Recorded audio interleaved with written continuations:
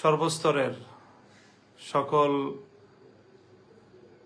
জনগণ, সর্বশ্রেণীর সকল পেশার মানুষকে সর্বপ্রথম আমি স্বাগত জানাচ্ছি, অভিনন্দন জানাচ্ছি। আজকে একটি ঐতিহাসিক দিবস, 2024 সালের 5ই আগস্ট। বাংলাদেশের মানুষের জন্য ফ্যাসিবাদ মুক্তি এবং জুলুম ও শোষণের পিঞ্জর থেকে মুক্তির একটি ঐতিহাসিক স্বাধীনতার দিবস আজ। অনাগত কাল পর্যন্ত বাংলাদেশের মানুষ দ্বিতীয় স্বাধীনতা দিবস হিসেবে স্মরণ করবে ঐতিহাসিক 5ই আগস্টকে। অনেক ত্যাগ তিতিক্ষা, অনেক রক্তের নজরানা, অনেক শ্রম, অনেক মায়ের চোখের অশ্রু, অনেক বোনের আহাজারি, গগন বিদারী অনেক কান্নার পর কাঙ্ক্ষিত এই মুক্তির স্বাদ আজ আমাদের দেশবাসী উপভোগ করছে। এই আনন্দঘন মুহূর্তে সর্বপ্রথম আমি শুকরিয়া আদায় করছি আরশের মালিক মহান রব্বুল আলামিন, আল্লাহ পাক রব্বুল আলামিনের, যিনি আমাদের জাতীয় জীবনে এমন একটি আনন্দঘন সময়ের অবতারণা করেছেন, সৃষ্টি করেছেন। লাকাল হামদু ইয়া আল্লাহ ওয়া লাকাশ শুকরু ইয়া আল্লাহ। এরপরে আমি শুকরিয়া আদায় করছি, কৃতজ্ঞতা জ্ঞাপন করছি দীর্ঘ 16 বছরের এই ফ্যাসিবাদ বিরোধী আন্দোলন এবং সংগ্রামে যাদের আত্মত্যাগ রয়েছে, বিভিন্ন বিরোধী দলীয় নেতাকর্মী যারা অপরিসীম ত্যাগ এবং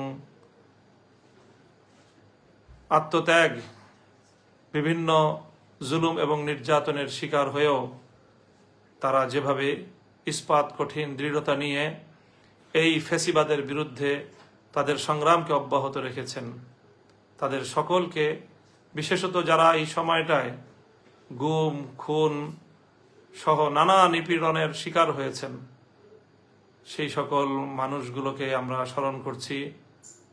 গুম খুনের শিকার হওয়া আমাদের সেই সকল ভাই বোনদেরকে আমরা স্মরণ করছি, যাদেরকে বিগত 16 বছরে আমরা হারিয়েছি। বিরোধী দলীয় নেতাকর্মী, বিএনপি, জামায়াতে ইসলামী এবং বিশেষ করে হেফাজতে ইসলাম সহ বাংলাদেশের ভিন্ন মতাবলম্বী মানুষের উপর, জনতার উপর ফ্যাসিবাদের যে ভয়াল আক্রমণ এ দেশবাসী প্রত্যক্ষ করেছে, বাংলাদেশের ইতিহাসে এই 16টি বছর কালো অধ্যায় হিসেবে বিবেচিত হবে। এই সময়টায় যারা এহেন নিপীড়ন এবং জুলুমের শিকার হয়েছেন, অনেক মানুষ পঙ্গুত্ব বরণ করেছেন, অনেক মা তার সন্তানকে হারিয়ে আজও পর্যন্ত পথের পানে চেয়ে থাকেন, গুম হওয়া সন্তান বুঝে আবার ফিরে আসবে। সেই সকল মায়েদেরকে আমরা সালাম জানাই। সেই সকল মায়েদের মুখে আমরা মনে করি আজ কিঞ্চিত পরিমাণ হলেও এ জাতি হাসি ফোটাতে পেরেছে। এ জাতির দামাল কামাল তরুণ সন্তানেরা সেই সন্তানহারা মায়ের বুকে একটু হলেও সান্ত্বনার পরশ বুলিয়ে দিতে পেরেছে। তো আমি এই 16 বছরের নিপীড়নের শিকার সকল ব্যক্তি এবং পরিবার এবং সকল সংগঠনগুলোকে আমি কৃতজ্ঞতা জ্ঞাপন করছি।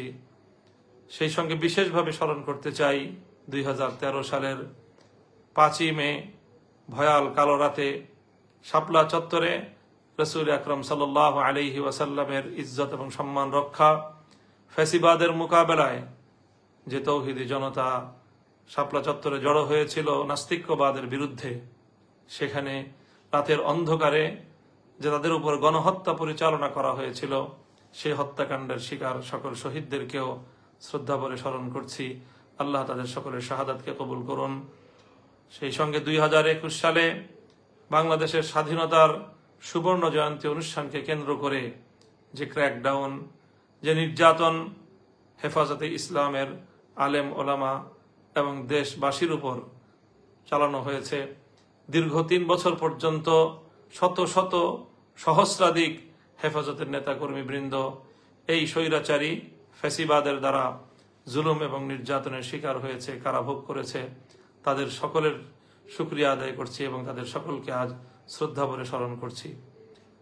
এবং সর্বশেষ সবচেয়ে বেশি শ্রদ্ধা, ভালোবাসা এবং হৃদয়ের রক্তক্ষরণ যাদের জন্য সবচেয়ে বেশি, যাদেরকে আমরা স্মরণ করব, মধ্য জুলাই থেকে চলমান কোটা সংস্কার আন্দোলনে, বৈষম্য বিরোধী ছাত্র আন্দোলনের যে সকল নেতাকর্মী অকাতরে প্রাণ দিয়েছে, বিভিন্ন গণমাধ্যমের সংবাদ সূত্রে বিগত এই অর্ধ মাসে ৩ শতাধিক প্রাণ কেড়ে নেওয়া হয়েছে।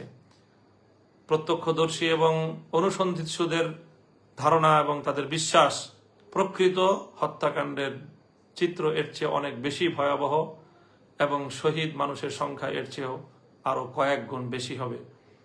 আমরা এই যারা প্রাণ দিয়েছে, রংপুরের আমাদের ভাই আবু সাইদ এবং মুগ্ধ ছড়ানো আমাদের ভাই মুগ্ধ সহ এই আত্মদানকারী এই সকল শহীদদেরকে আজ বিজয়ের এই শুভলগ্নে আমরা অত্যন্ত গভীর শ্রদ্ধা ভরে তাদেরকে স্মরণ করছি।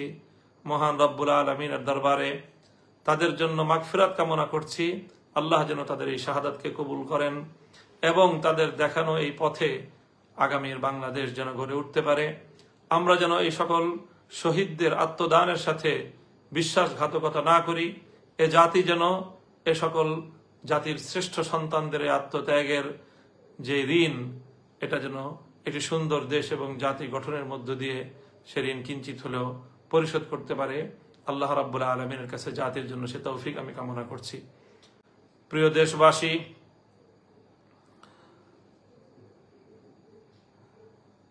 এই আন্দোলনে দেশের সকল ছাত্র জনতা যেভাবে সম্পৃক্ত ছিল, পাবলিক বিশ্ববিদ্যালয়, প্রাইভেট বিশ্ববিদ্যালয়, কলেজ, স্কুল লেভেল সহ এই সকল শিক্ষা প্রতিষ্ঠানের ছাত্রছাত্রীরা যেভাবে তারা জীবনের মায়া ত্যাগ করে সত্যকে প্রতিষ্ঠার জন্য, বৈষম্যকে উৎখাত করে একটি ন্যায় ও সাম্যপূর্ণ জাতি গঠনের লক্ষ্যে তারা যেভাবে মাঠে নেমে এসেছিল, আমার এই স্কুল, কলেজ, বিশ্ববিদ্যালয় পড়ুয়া শিক্ষার্থীদের সাথে কাঁধে কাঁধ মিলিয়ে আমাদের বাংলাদেশের টেকনাফ থেকে তেতুলিয়া পর্যন্ত মাদ্রাসা শিক্ষার্থীরাও তাদের ভাইদের সাথে সংহতি প্রকাশ করে তারা মাঠে ময়দানে ভূমিকা পালন করেছে।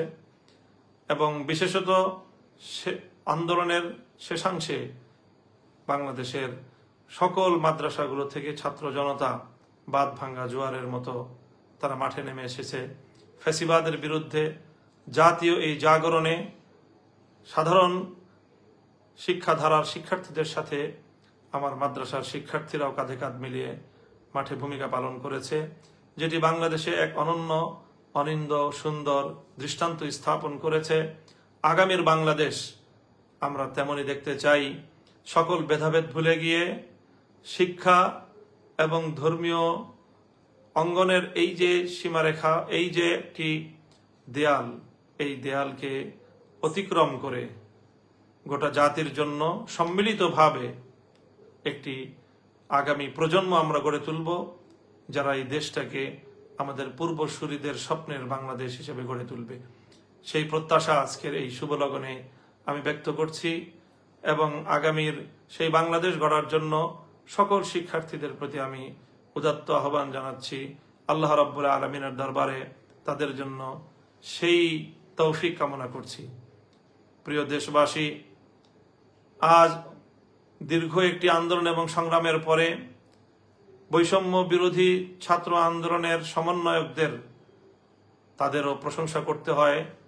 তাদের প্রতি অকুণ্ঠ চিত্তে কৃতজ্ঞতা প্রকাশ করছি। তারা অত্যন্ত দক্ষতার সাথে, সাহসিকতার সাথে, আস্থা এবং সমন্বয়ের সাথে যেভাবে গোটা জাতিকে তারা নেতৃত্ব দিয়েছে, সত্যিকার অর্থেই বলতে হয় যে সাবাস বাংলাদেশ, এ পৃথিবী অবাক তাকিয়ে রয়। আমাদের তরুণ যুব প্রজন্ম, ছাত্র নেতৃত্ব আগামী দিনের তারা জাতীয় নেতৃবৃন্দকে একটি উত্তম দৃষ্টান্ত উপস্থাপন করে দেখিয়েছে কিভাবে একটি জাতিকে পরিচালনা করতে হয়, কিভাবে একটি বিপ্লবকে পর্যায়ক্রমে সাফল্যের দুয়ারে উপনীত করতে হয়, চূড়ান্ত সফলতা কিভাবে ঘরে তুলতে হয়, এবং সেজন্য যে ত্যাগ এবং কোরবানি স্বীকার করতে হয়, সেজন্য জালিমের রক্তে চক্ষুকে কিভাবে উপেক্ষা করতে হয়, সেভাবে কিভাবে রিমান্ডে নির্যাতনের মুখেও অকুত ভয় এবং স্থির থাকতে হয়, অটল এবং অবিচল থাকতে হয়, বৈষম্য বিরোধী ছাত্র আন্দোলনের সমন্বয়ক বৃন্দ জাতির সামনে তার একটি উজ্জ্বল দৃষ্টান্ত স্থাপন করেছে। আগামী দিনে তাদের এই দৃষ্টান্ত যে কোনো নেতৃত্বের জন্য একটি মাইল ফলক, অনুসরণীয় দৃষ্টান্ত হিসেবে কাজ করবে।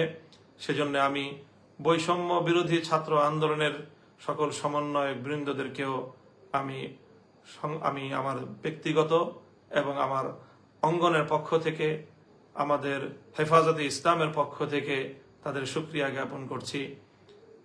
হেফাজতে ইসলামের আমির, অশীতিপর আলেমে দিন, বাংলাদেশের অবিসংবাদিত রাহবার আল্লামা মুহিবুল্লাহ বাবু নগরী যেভাবে তিনি আমাদেরকে এবং জাতিকে, আমাদের এই কোমল প্রাণ, কোমলমতি এ সকল শিক্ষার্থীদের এই ন্যায্য আন্দোলনের পথে সহযোগিতা করবার জন্য উৎসাহিত করেছেন, নির্দেশনা দিয়েছেন এবং আমাদেরকে মাঠে ময়দানে ভূমিকা পালন করার জন্য তিনি আমাদেরকে নির্দেশ প্রদান করেছেন।